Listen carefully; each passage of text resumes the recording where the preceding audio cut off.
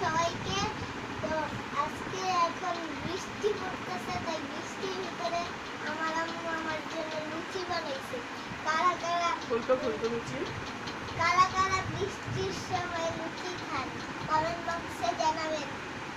আর আমাদেরটা খেতে ইচ্ছা করলে আমাদের বাসায় বলে দাওয়াত খেতে আসে। আগে বলতে হবে আমরা বাসায় থাকি না। লুচি আর তরকারি কারা কারা বলো, লুচি আর তরকারি কারা মেয়েরামু। বৃষ্টির দিনে আজকে অনেক বৃষ্টি, লুচি আর তরকারি অনেক খান? বৃষ্টি। তারা এখন comment আমি box এ সকাল- জানিয়ে দিবেন। সকালে তাড়াতাড়ি উঠে কি করব, যদি কারেন্ট চলে যায় আমার তো কারেন্টে চুলা রান্না করতে হয়। তারপরে তাড়াতাড়ি করে গরম গরম লুচি বানানোর জন্য চেষ্টা করলাম, লুচি বানালাম।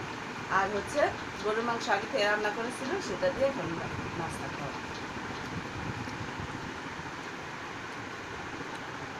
ভাই আমাদের ভিডিওগুলি কেমন লাগে জানি না। রোলটা একটু আপনারা হাতে যদি- উঠে দেখা দাও মেয়ে।